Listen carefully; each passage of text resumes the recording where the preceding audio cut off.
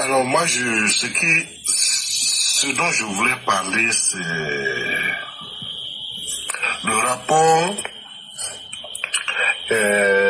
des socialistes, ex-socialistes ivoiriens avec l'argent.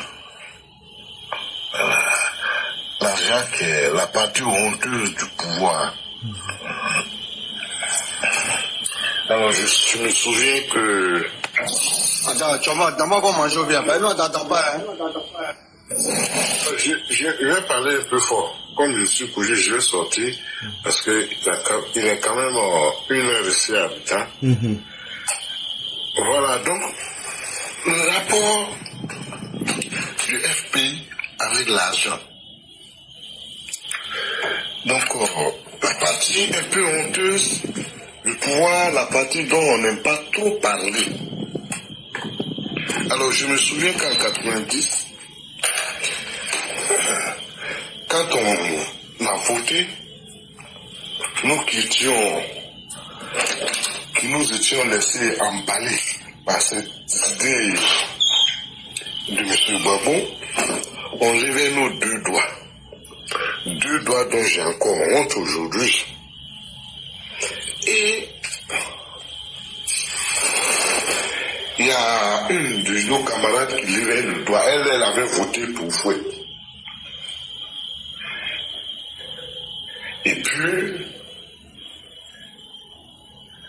elle nous a dit, nous on dirait que le PDC était corrompu. Elle nous a dit, mais vous croyez que Gbagbo n'est pas l'argent? Il veut se servir lui-même. Et c'est comme si c'est aujourd'hui, du moins c'est comme si c'est hier on a fait cette affirmation. Je la ressens jusqu'aujourd'hui. 35 ans après, excusez-moi.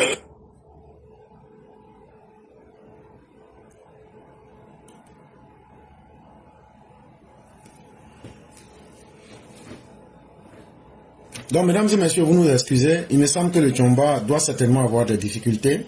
Oui, c'est ça. Il doit avoir des difficultés. Bon, je pense que si avec ta permission, un grand frère éclaireur, le temps que... Ok. Donc, on va vous laisser la parole pour 5 minutes, le temps de la redistribuer pour que ce soit dynamique. Donc, on va vous laisser 5 minutes. Oui. Bon, il n'y a pas de souci. Pour ceux qui n'ont pas encore parlé, vont parler éclaireur. Ok. Donc, attendez, je vais essayer la carte Tristan, qui est le seul à n'avoir pas parlé. Et si Tristan ne répond pas, on va l'enlever pour que s'il y a d'autres personnes qui veulent monter. Et si se trouve que Tristan ne répond pas, on va l'enlever. Excusez-moi, je coupe mon micro, c'est pour ouvrir la porte et puis sortir, pour ne pas faire le bruit. Voilà, je vais sortir.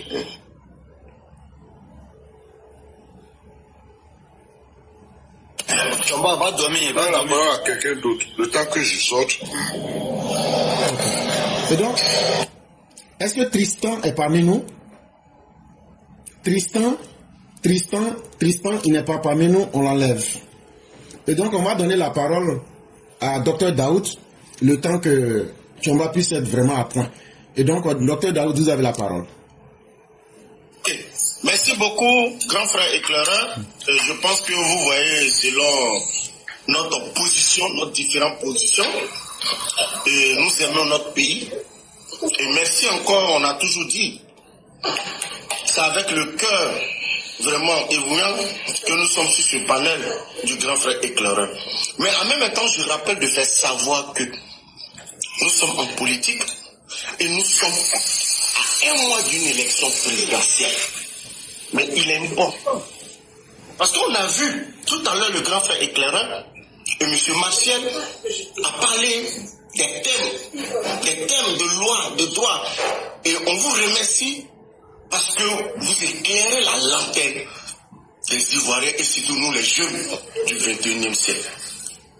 Mais tout se résume sur quelque chose sur le peuple. Oui, parce que tout qu'on fait, sachez que nous savions que ces 2 acolytes qui sont assoiffés du pouvoir, sans connaître même la biographie politique de ce pays, l'un, le Gouja, Laurent Gbagbo, et l'autre, le Tchakadjan, comme bien exprimé le grand frère. Sachez que tout qu'on fait, Sans candidat, les élections ne pourront pas se faire. Et pour qu'il y ait des élections, il faut les candidats. Et pour les élections, il faut le peuple. Donc rassurez-vous, les élections se passeront très bien. Et la révision de la liste électorale consiste même à l'actualisation des données personnelles des électeurs, surtout même à l'inscription des nouveaux électeurs, ayant leur droit à la radiation des personnes décédées. Et il y a même des propositions et des facilitations qui ont été prises relativement même aux données personnelles des électeurs. Et les partis politiques devraient quand même apporter le référent de leurs plaintes et leurs revendications à la commission électorale indépendante. Et sachez que le requérant doit apporter aussi des preuves de la modification qu'il sollicite auprès de la commission électorale indépendante. Il faut vous faire revisiter vous-même votre propre histoire. C'est pour cela que le grand frère éclairant a dit qu'il va marcher sur Laurent Gbagbo dans l'intellectualisme, dans la politique vraie. Parce que nous sommes du côté de la sincérité. Nous sommes du côté de la vérité. Il faut que l'opposition sache qu'à un moment donné, ils n'ont pas de verticalité. Et sachez que cette Côte d'Ivoire d'aujourd'hui, avec une mentalité nouvelle des Ivoiriens nouveaux, nous savions tous que ce sont les instruments juridiques qui encadrent la révision de la liste électorale. Il y a la loi, il y a le décret de fixation qui l'oblige. Quand on écoute l'opposition sur nos différents panels, sur nos différents plateaux, quand on écoute l'opposition, on a l'impression que c'est le président de la République qui légifère sur les règles de la CEI. C'est faux. La liste électorale est bien organisée par la loi et le décret. La liste électorale, c'est un document sur lequel les citoyens viennent s'enrôler. Parce que pour être électeur, il faut être inscrit sur la liste électorale. Et la liste dit quoi? Que la liste électorale doit être mise à jour pour tenir compte des mutations à intervenir dans le corps électoral. Ça, c'est ce que l'article 6 dit. Mais les opposants veulent nous balayer ça rapidement. Et qu'est-ce que l'article 11 aussi du code électoral dit que quoi? Que la période déterminant l'établissement de la liste électorale ainsi que ses modalités pratiques sont fixées par un décret pris par le Conseil des ministres sous proposition de la commission électorale indépendante. Et c'est ce décret même qui est celui du 9 novembre. Et que dit ce décret? Et c'est l'activité que ces opposants ouvrent gaillardement leurs oreilles. L'activité consiste à trois choses. Il y a l'actualisation des données des personnes. 2. L'inscription des nouveaux électeurs sur la liste électorale. Et 3. La radiation des personnes décédées et les personnes ayant perdu même la qualité d'électeur. Et c'est ce qui est un document inscrit sur la liste électorale. Voici les 3 objectifs de la révision de la liste électorale. Et que dit même l'article 11 dans ce contexte de ce décret? Dit quoi? Qu'à l'issue même des opérations d'actualisation des données personnelles, l'inscription sur la liste électorale et la radiation de la dite liste, la commission électorale établit la liste électorale provisoire pour être affichée. Mais l'opposition ne voit pas cet instant. Et même consultée par la population ivoirienne. Donc cela veut dire que la radiation même se fait avant la proclamation de la liste électorale. Maintenant, celui qui n'est pas sur la liste électorale et qui juge même d'ambiguïté, mais vient avec les documents qui l'attestent pour être sur la liste électorale. Voilà pourquoi l'article 9 même dit ceci. Tout Ivoirien remplissant les conditions pour être électeur peut s'inscrire dans sa souscription de son choix, pourvu qu'il aille à son domicile, sa résidence ou même son domicile fixe. Nous sommes du bon côté de cette loi. Et là, l'opposition a seulement qu'une seule chose. La tête de son excellent M. Alassane Ouattara qui ne veut pas. Voici le souci au plus ardent de l'opposition. Un visage froissé. Pendant que le rouleau d'un projet, c'est juste des blagues qu'il rencontre. Une personne qui n'a jamais gagné une élection présidentielle crédible, transparente en Côte d'Ivoire, qui a toujours fait que de la chiennerie, ce lourd de Laurent Gbagbo. Que Laurent Gbagbo vient nous dire quel est l'axe optique et chiffré qu'il a mis de manière positive dans la tête des Ivoiriens qui a laissé. Voici ce que Dano Djidji même disait, pas plus longtemps. Vous devez voter Gbagbo. Parce qu'il doit terminer ce qu'il avait commencé. Ça, c'est Dano Djidji qui l'a dit. Les humains, sachez que les Ivoiriens sont bien témoins de ce que Gbagbo avait commencé. Si lui, il a oublié, nous, les Ivoiriens, la population ivoirienne, la terre de nos ancêtres, nous n'avions pas oublié. Rappelez-vous, frères et sœurs, rappelez-vous, Gbagbo a commencé à dire qu'il n'augmentera aucun salaire des fonctionnaires. Ça a été dit en Côte d'Ivoire ici. Gbagbo avait commencé à recevoir un avis de déchets toxiques pour endeuiller les pauvres populations. Ça a été fait en Côte d'Ivoire. Gbagbo avait commencé à dire aux Ivoiriens que le goudron était cher. Ça a été dit en Côte d'Ivoire. Gbagbo avait commencé à ordonner à la CRS de mater les populations. Si celle-ci marchait, il faut vous faire revisiter vous-même votre propre histoire. Ah oui. L'histoire est têtue. Elle est récente, en même temps contemporaine. Gbagbo avait commencé à fermer les yeux sur la mort des populations qui manifestaient contre la vie chère. Ce même Gbagbo. Gbagbo avait commencé à rendre le carrefour de l'Indéni comme une capitale des eaux usées. Ce même Gbagbo avait commencé à rendre nos rues un dépotoir d'ordures. Ce même Gbagbo. Gbagbo avait commencé à transférer nos valises d'argent vers la France pour financer la campagne d'un individu, Chirac. Tellement qu'il était assoiffé par ce pouvoir. Ce même Gbagbo avait commencé l'achat même d'une usine virtuelle qui n'a jamais vu le jour de cacao aux États-Unis. Ce même Gbagbo. Ah oui, l'histoire est têtue. Gbagbo avait commencé à dire 1000 morts à gauche, 1000 morts à droite. Lui, Gbagbo, il avance. Gbagbo avait commencé à dire aux Ivoiriens que le goudron était encore plus cher. Ce même Gbagbo, il avait commencé même à dire que tout le monde ne pouvait pas travailler dans les bureaux, mais jamais n'a créé de conditions d'emploi, sauf un coin d'animation de la jeunesse était les agora en manipulation. Gbagbo avait commencé ceci, cela, rien que des verbes sur le véritable projet. On s'appelait Gbagbo. Alors, on dira que non, Gbagbo n'est pas une composante des différents actes de naissance de nos populations. Nos populations se retrouvent à travers la paix aujourd'hui. Nos populations se retrouvent à travers la stabilité sous le règne de son excellent M. Alassane Ouattara. Nos populations se retrouvent à travers le projet de développement. Un génie et un stratège politique. Je dis ça. Quelquefois même je me demande, le grand frère éclaireur, si je dois rire ou en pleurer. Nous allons analyser un peu ensemble le fait de faire tourner le panel. Parce que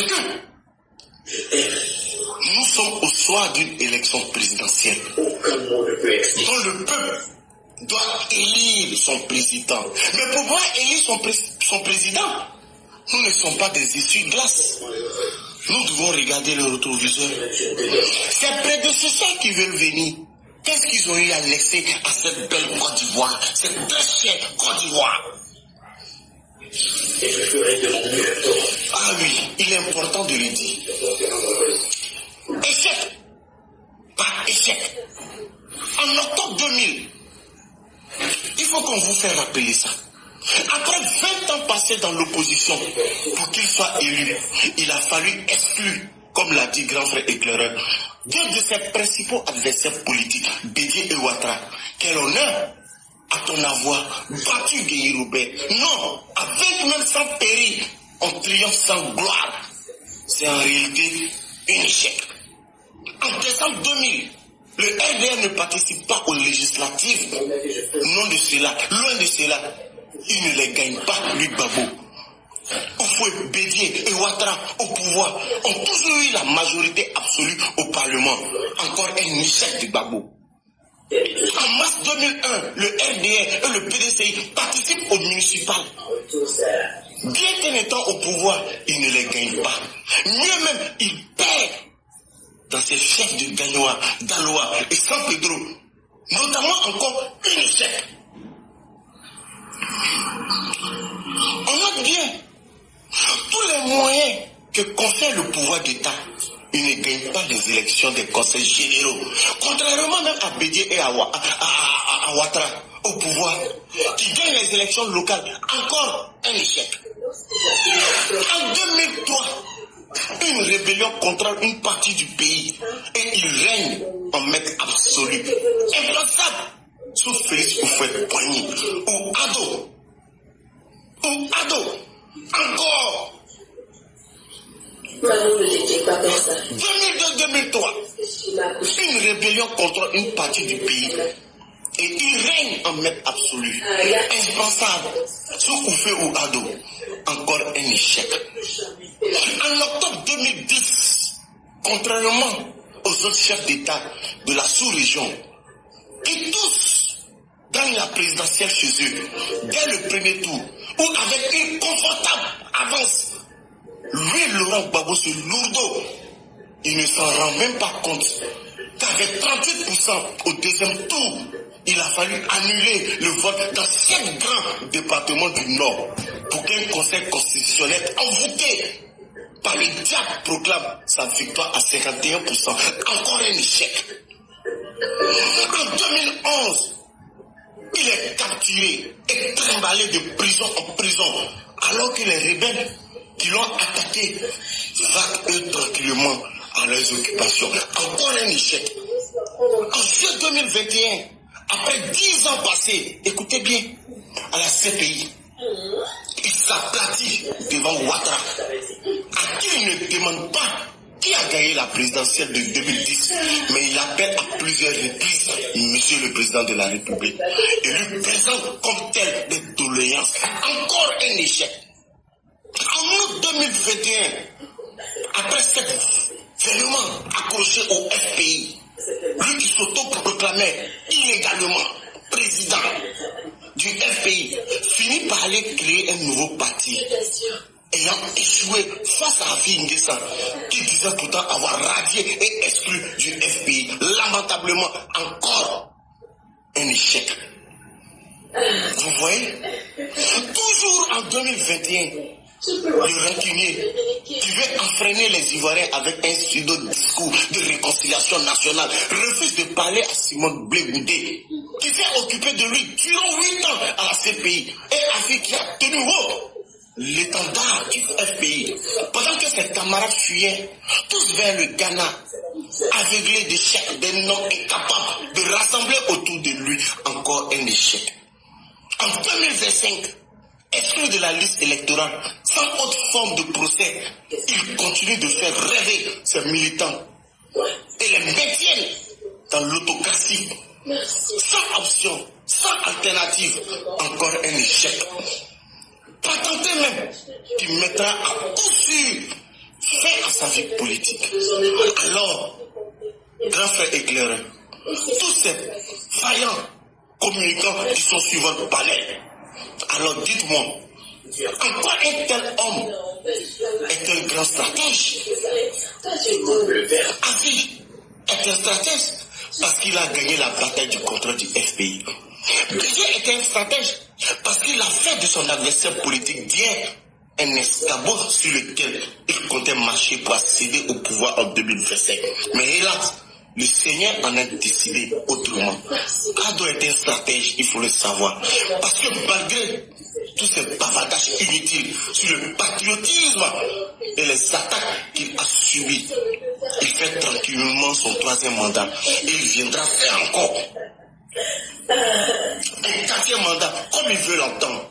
Et peut-être même un 5e mandat. Mais le temps nous donnera. Ado est un stratège.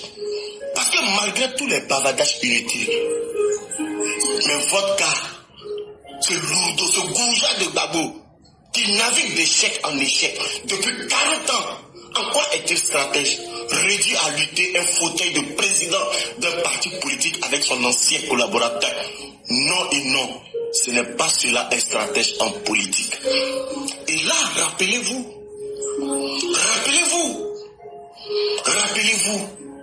son excellent monsieur Alassane Ouattara, dans les époques, l'histoire elle est têtue.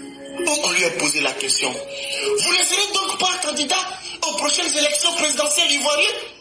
Vous avez adopté une approche légale pour expliquer votre retrait qui n'a pas toujours été bien comprise par vos partisans. Ça a été dit à Alassane Ouattara. Je vous invite d'aller dans les affiches, dans les archives, et vous recevrez là-bas. Mais ce grand homme, ce consolateur, a eu à dire, ce n'est pas exactement comme cela que le problème se pose. Le nouveau code électoral ne me permet pas d'être candidat. Et comme je suis attaché à la légalité, il ne m'est pas possible de faire acte de candidature. Je ne veux pas violer la loi. Alassane a dit. En Afrique, on considère souvent qu'une mauvaise loi ne doit pas être appliquée. Ce n'est pas mon sentiment. Je crois profondément en l'état de droit. Il ne peut pas se construire du jour au lendemain. C'est un processus qui commence souvent par des lois qui ne sont pas acceptables, des lois votées par des parlements qui ne sont pas représentatifs. Mais il faut essayer de contribuer à la construction de l'état droit. Et pour cela, il faut appliquer la loi jusqu'à ce qu'on puisse la changer. Voici un stratège, voici un homme politique, voici une personne qui a une verticalité, qui a l'envie de faire la politique. Le RSDP, son excellence, il n'est pas méchant. Mais c'est ce que le professeur éclaireur a dit. On va vous traquer jusqu'à la moelle épinière, mais de manière juridique, dans la subjectivité, dans le droit constitutionnel. C'est ça. Et encore, il a eu même à dire, c'est pour cela qu'on vous dit qu'il faut faire de la politique. La Côte d'Ivoire a une politique qui est diamétralement opposée à toute politique de la sous-région, parce que nous venons de loin. On nous a fait savoir à un temps moins que nous les Nordiques, nous étions nés pour être gouvernés, et que eux, ils sont nés pour gouverner. Mais il y a eu un choc des titans. Là, le débat, il est clos, on n'en parle plus de là-bas. Mais les Ivoiriens vous ont vomi cette opposition qui n'a pas de verticalité. Ah oui, je le dis, OEA est très fort. Et je suis content de le dire, je suis conscient de le dire, et je suis subjectif en le disant.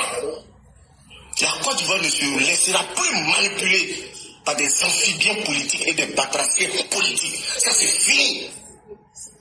Parce que vous serez traqués.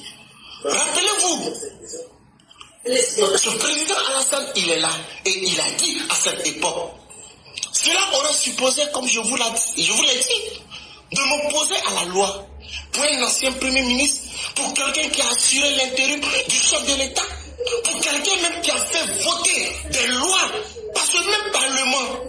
Cela n'est pas indécent. Et puis, une telle attitude dans un contexte où les passions politiques sont vives peut déboucher sur de sérieux désordres. Je ne veux pas de cela pour mon pays. Son excellence, M. Alassane Ouattara, il a dit. Ah oui, il a dit. Et on lui a posé la question, une fois engagé, ne fallait-il pas aller jusqu'au bout? Le journaliste lui a dit, en 95, une fois engagé, ne fallait-il pas aller au bout? Et il lui a répondu quoi? Voulez-vous dire que cela manque de piment? Je ne crois pas avoir reculé. Si la loi me le permettait, je serais candidat. Je ne peux pas appliquer des valeurs que je ne partage pas. Je ne souhaite pas faire plaisir à qui que ce soit. Je vais être conforme à mes principes et à ma conscience. Son excellence, M. Alassane lui a dit, pour vous mettre de com, et pour vous mettre de comprendre, et pour vous permettre de comprendre la position du président à l'époque. Et je vous mets une partie. C'est aussi important. Ce même Bédier ici, Ils ont mis ici une partie du code électoral qui a été voté par son âme. Mais si on avait les moyens, on allait dire à Dieu de garder un peu le souffle de vie de ce monsieur. On allait descendre dans la poubelle avec ce crétin de Bédier. Oui, le mot il est fort, mais c'est ce qu'il est. Ce même Bédier a dépapouillé, a tordu le cou du droit du code électoral voté sous Bédier, rien que pour éliminer son excellent M. Alassane Ouattara. Oui, allez-y, en Côte d'Ivoire, dans nos archives constitutionnelles, c'est là. La loi numéro 94, 642, du 13 décembre 1994, portant code électoral, l'Assemblée nationale a adopté, à la présidence de la République, promulgué la loi dont la teneur suit. L'article 8, la liste électorale est établie par circonscription administrative ou par commune. L'article 9 disait quoi? Que peuvent être inscrits sur la liste électorale d'une circonscription ou d'une commune déterminée les électeurs remplissant l'une des conditions. Mais après ceci, qu'est-ce qui s'est passé? Qu'est-ce qui s'est passé au niveau du code électoral? Je rappelle que les dispositions en gras ne figurent plus dans le code électoral aujourd'hui. Sinon, si réellement ces dispositions figuraient, mais je pensais que l'article 48 serait petit dans l'affaire de Tchakajan. Et je rappelle que dans la Constitution à cette époque, il fallait avoir sa résidence connue pendant au moins 5 ans en Côte d'Ivoire pour candidater. Et son excellence, M. Alassane Ouattara, il n'a pas remis le ciel et terre. Il a respecté la loi. Je pense que le débat il est clos maintenant. Et définitivement. M. Laurent Gbagbo ne serait pas sur la liste électorale. Détrompez-vous. M. Thiam ne serait pas sur la liste électorale. Et le ciel ne va pas tomber sur la Côte d'Ivoire. Parce que son excellence, M. Alassane Ouattara, est pour chuter là. Il a dit, j'ai été prévalu d'une personnalité douteuse. Et ils m'ont dit, j'ai fait faux et usage de faux. Mais même un procès, on ne lui a pas accordé. Je lance quelques défis qu'on nous montre seulement un seul procès dans l'ensemble. Et ça qu'on a eu à dire.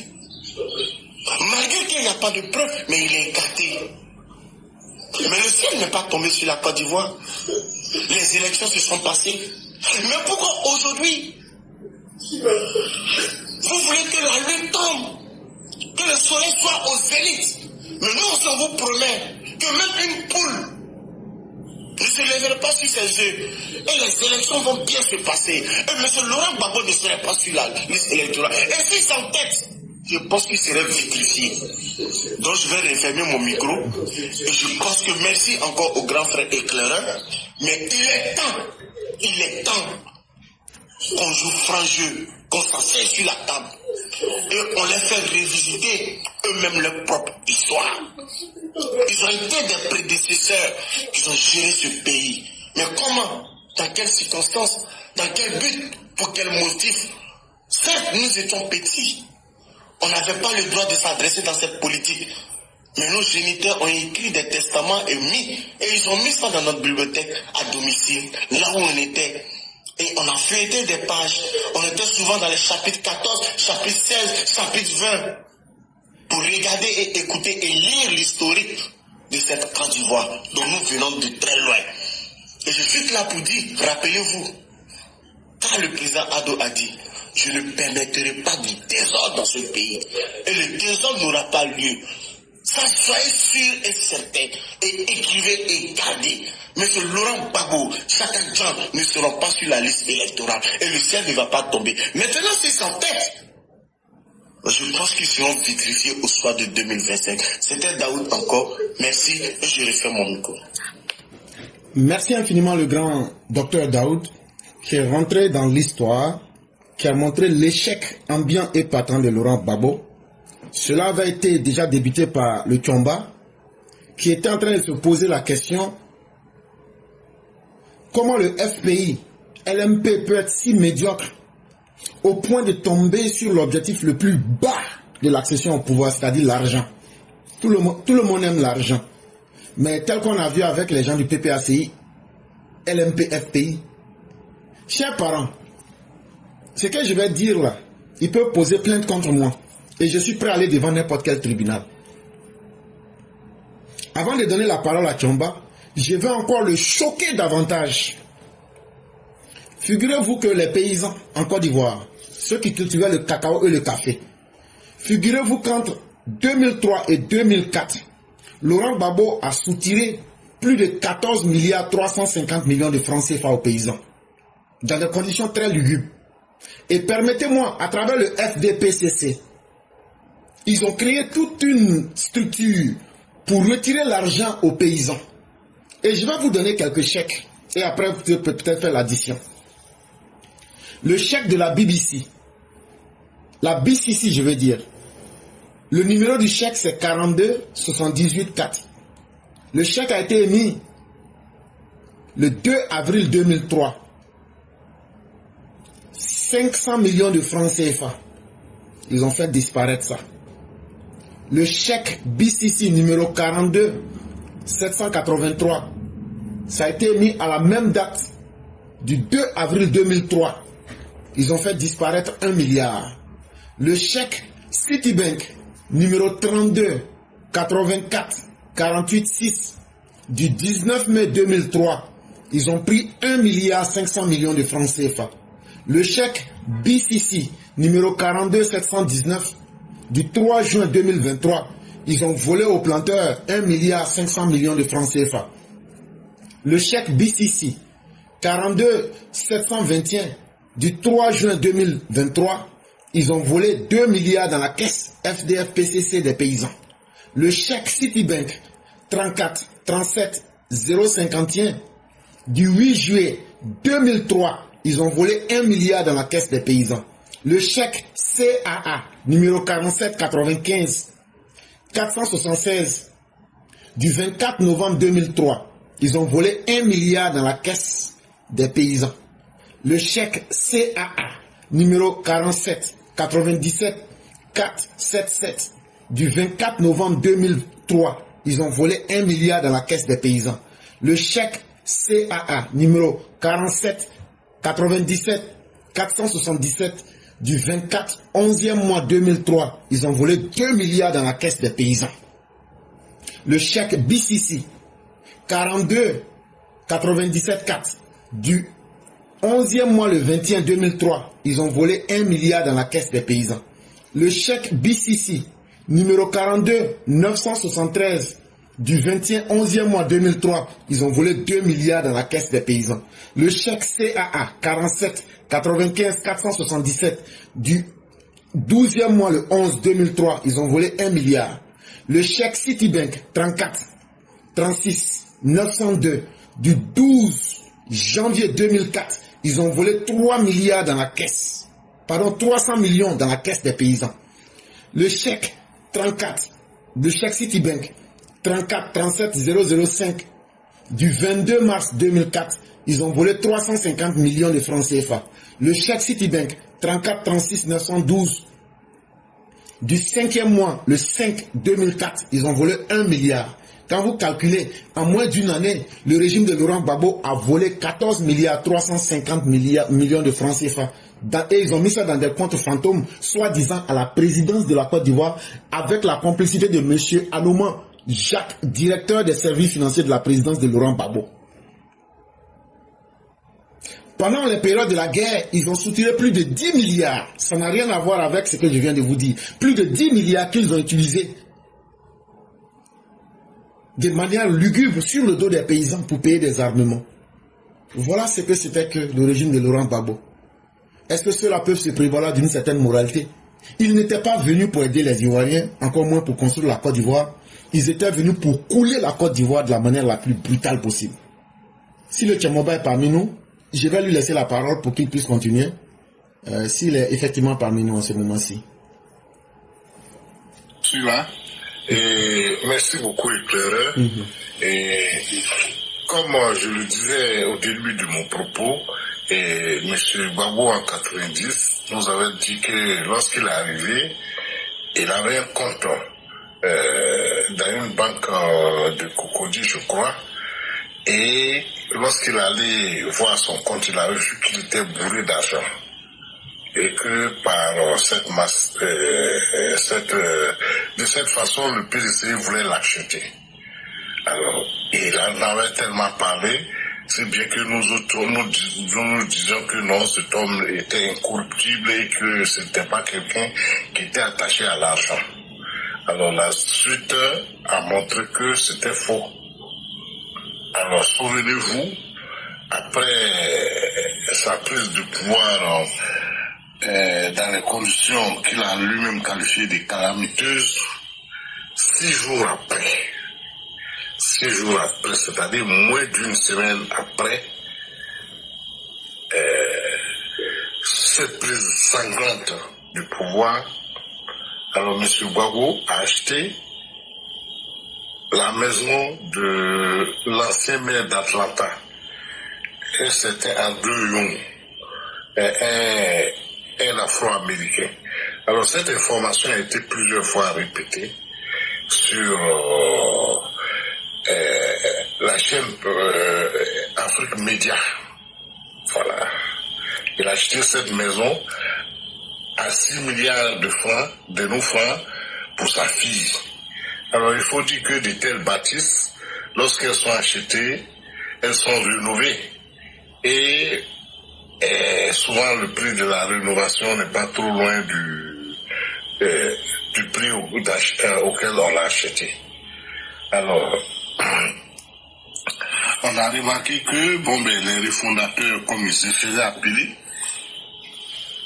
ne payaient que les salaires des fonctionnaires. C'est-à-dire que le rôle de l'État était réduit à payer des salaires, au point qu'ils annonçaient les virements des salaires sur les journaux.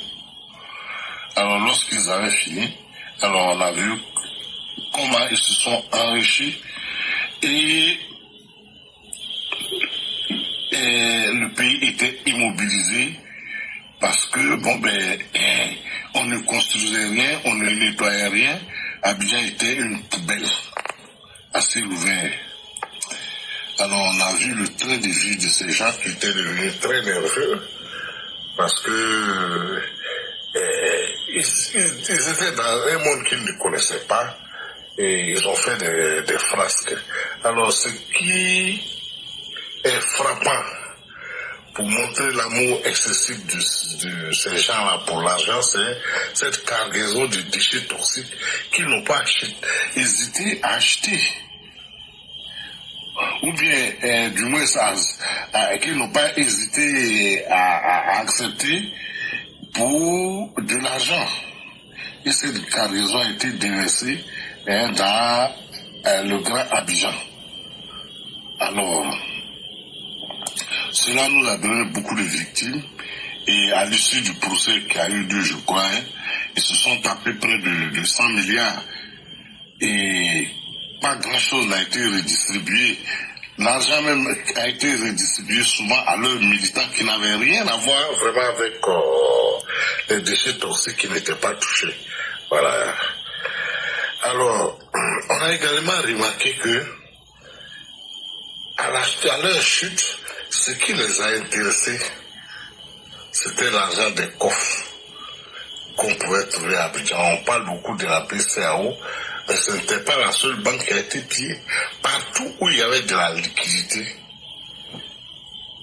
ces bandits sont passés pour casser, y compris les petites trésoreries comme celle d'Adjamé, y compris les petites banques comme les COPEC. Tout ça a été pillé, caillassé, les coffres cassés, et ils ont soutiré l'argent pour passer la frontière du Ghana. Ça, c'est bien connu de tous. Il y a eu un procès où le chef, l'ancien chef d'État, Laurent Gbagbo, a été condamné. Alors, ils sont revenus sans le pognon. Où se trouve ce pognon, ces centaines de milliards qu'ils ont traversés et qu'ils ont transportés pour aller au Ghana? Alors, dans ce pays de Kwame Nkrumah, ils se sont offert une vie de luxe pendant près de 10 ans. Et ce qui est quand même méchant dans l'affaire, les dirigeants et qui menait une vie de luxe au pays de Kwame Nkrumah avait été suivi par des populations qui avaient commis pour la plupart des actes répréhensibles et qui avaient peur de la réaction des voisins, parce que les gens ont vu qu'ils ont fait des choses horribles, et pour cela, ils ont suivi les réformateurs. Alors cette population des réfugiés s'est retrouvée abandonnée à elle-même. Ils n'ont jamais partagé le butin de guerre avec ces pauvres populations qui les ont suivis. Et suprême humiliation pour nous Ivoiriens, des Ivoiriennes se sont retrouvées dans la rue en train de faire le plus vieux métier du monde.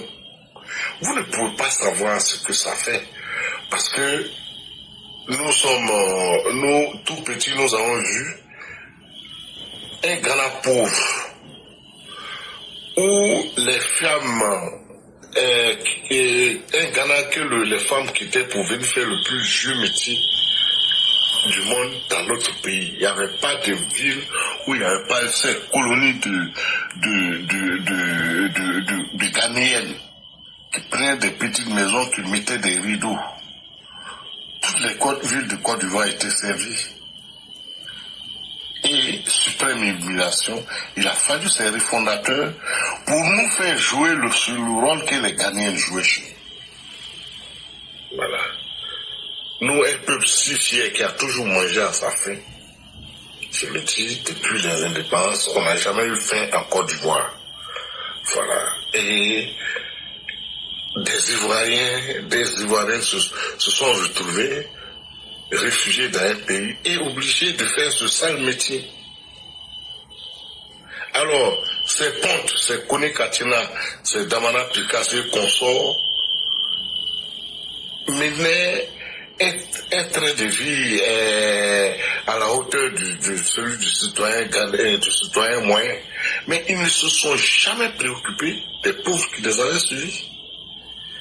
Et certains sont encore là-bas.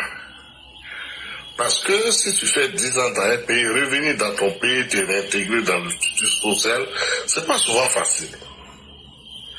Alors donc, et ce sont des petits bourgeois qui nous ont fait croire qu'ils étaient des socialistes et que bon, ils étaient, ils partageaient la douleur des autres, c'est faux. Alors on l'a vu au cours de leur règne, ils avaient perdu toute forme d'humilité et c'est la couleur douce. Voilà, c'est cet aspect que j'ai voulu souligner.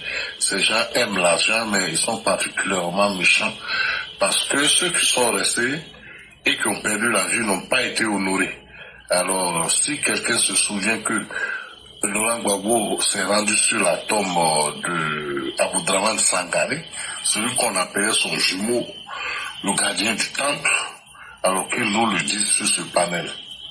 Alors, lorsque Laurent Gbagbo est rentré, je crois que c'était en juin 2021, il est allé sur la tombe de sa mère.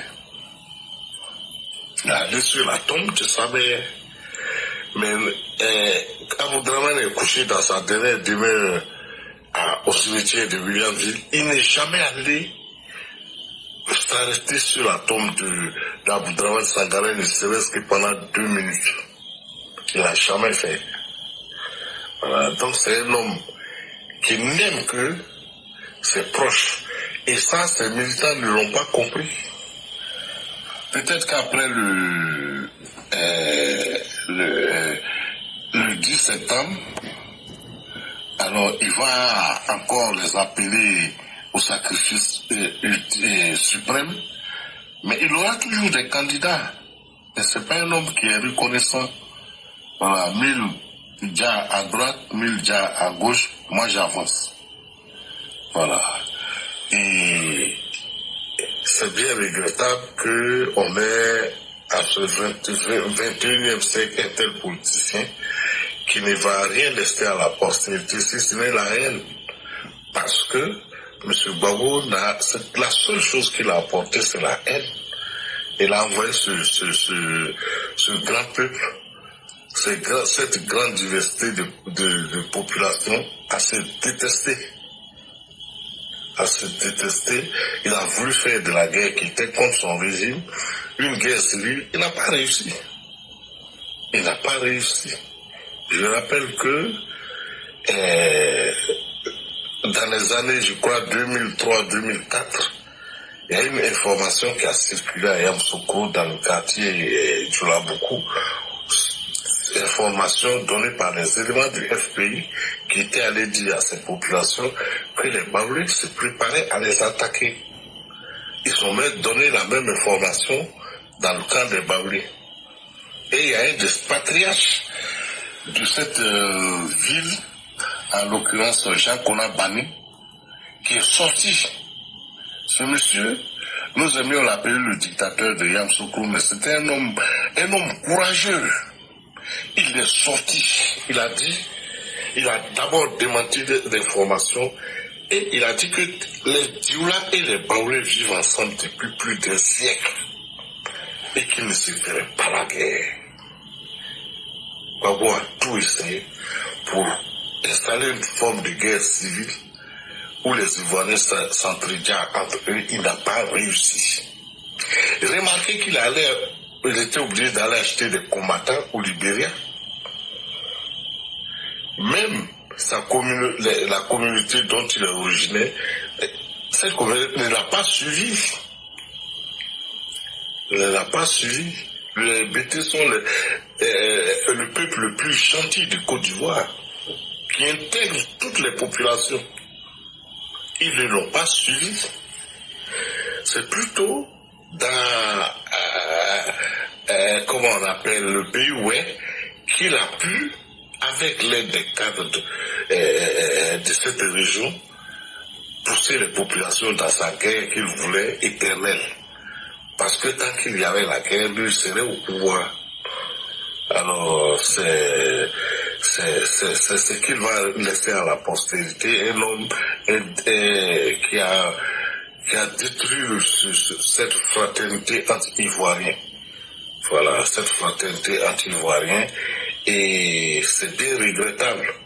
Parce que on peut tout reprocher au Fauboyens, mais il a pris le temps d'amener les Ivoiriens à s'aimer entre eux. Voilà, à se voir comme des citoyens des mêmes pays, mais pas comme des ressortissants des régions. C'est Gbagbo qui a envoyé cette régionalisation. Voilà, et il a poussé la haine jusqu'à ce que cette haine même intervienne dans les foyers. Il y a des femmes de sa région qui ont livré leur mari qui n'était pas de la même région qu'elle. On l'a vu pendant la crise post-électorale. Et il y a eu beaucoup de choses comme ça. Et c'est bien regrettable que, un leader politique ne cherche pas à unir le peuple, mais plutôt à le diviser. Je n'ai jamais vu ça. Vu que la matière première du politicien, c'est l'électeur. Et quand un politicien stigmatise une communauté, ça veut dire qu'il ne veut plus ça veut dire qu'il peut se passer du vote de cette communauté, ce qui n'est pas fait pour le faire gagner. Voilà, donc je vais m'arrêter là, voilà, pour ne pas être trop long. Voilà, merci éclaireur, c'est ce que je voulais apporter comme contribution. Vraiment, merci beaucoup, cher patriarche, et votre contribution n'est pas peu. Et ce travail-là, il faut que nous continuions à le faire de façon méthodique et à donner cela en dose homéopathique.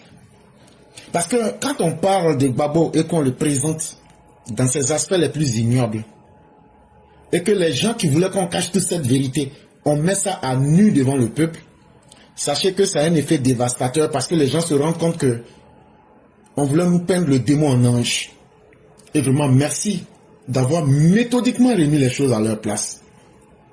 En termes d'héritage politique, c'est un homme qui aura caractérisé toute son existence par la médiocrité, mais surtout sa volonté de résister dans sa médiocrité. C'est ce qu'on retiendra de lui. Et il sera jeté dans les poubelles de l'histoire à n'en point douter.